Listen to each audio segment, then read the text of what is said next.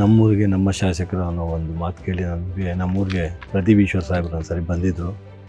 ಇಲ್ಲೆಲ್ಲ ಈ ರಸ್ತೆ ಇರಲಿಲ್ಲ, ನಮಾಜ್ ಮಾಡೋದಕ್ಕೆ ತುಂಬ ಕಷ್ಟ ಆಗ್ತಾಯಿತ್ತು, ಮಳೆ ಬಂದರೆ ಓಡಾಡೋಕ್ಕೂ ಆಗ್ತಾ ಇರಲಿಲ್ಲ. ಅಂಥ ಟೈಮ್ನಲ್ಲಿ ಸರ್ ನಮಗೆ ಈ ಥರ ದೇವಸ್ಥಾನಕ್ಕೆ ಹೋಗೋದಕ್ಕೆ ದಾರಿ ಮಾಡಿಕೊಡಿ ಅಂತ ಕೇಳ್ಕೊಂಡ್ವಿ ನಮ್ಮೂರವರು. ಆಯ್ತಣ್ಣ ಮಾಡ್ಕೊಡ್ತೀನಿ ಅಂತಂತ ಹೇಳಿದರು. ಇದುವರೆಗೂ 30-40 ವರ್ಷದಿಂದ ಎಷ್ಟೋ MLAಗಳು ಬಂದರು ಹೋದರು, ಇದುವರೆಗೂ ಯಾರೂ ಬಂದು ಈ ಥರ ಮಾಡಿಕೊಡ್ಲಿಲ್ಲ.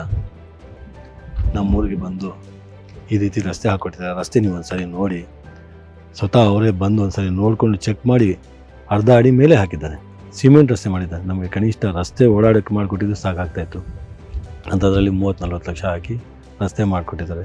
ಅದೇ ರೀತಿ ಊರಿನ ಜನಗಳಿಗೆಲ್ಲನೂ ಆಂಬುಲೆನ್ಸ್ ಒಂದು ಹಾಕಿದ್ದಾರೆ, ಅಮ್ಮ ಆಂಬುಲೆನ್ಸ್ ಅಂತ, ತಮ್ಗೆ ಗೊತ್ತಿರ್ಬೋದು, ಅದು ಮಾಡ್ತಾರೆ. ಪ್ರತಿ ವರ್ಷ ಹೆಣ್ಮಕ್ಳಿಗೆ ಅಂತ ಅರಿಶಿನ ಕುಂಕುಮ ಅಂತ ಕೊಡ್ತಾರೆ, ಒಂದು ಅಣ್ಣ ತಮ್ಮರ ಭಾವನೆ ಇಟ್ಕೊಂಡು. ಕೆಲವರು ಬಡವರು ಇರ್ತಾರೆ, ಅವ್ರಿಗೇನು ಇರಲ್ಲ, ಅಂಥವ್ರಿಗೂ ಒಂದು ಸೀರೆ ಕೊಡ್ತಾರೆ, ಅದು ಖುಷಿ ಆಗುತ್ತೆ. ಈ ರೀತಿ MLA ಸಿಕ್ಕಿರೋದು ನಮ್ಮ ಅದೃಷ್ಟ ಅಂತ ಭಾವಿಸ್ತಾ ಇದ್ದೀನಿ. ಇಂಥ MLA ಮುಂದೆ ಮಿನಿಸ್ಟ್ರಾಗಿ ಬಂದರು ಇನ್ನೂ ನಮ್ಗೆ ಮುಂದೆ ಆಡ್ಕೋ ಸಾಹೇಬ್ರ ಜೊತೆಗೆ ನಮ್ಮ ಊರಿನವರೆಲ್ಲನೂ ಅವ್ರ ಜೊತೆಗೆ ಇರ್ತೀವಿ.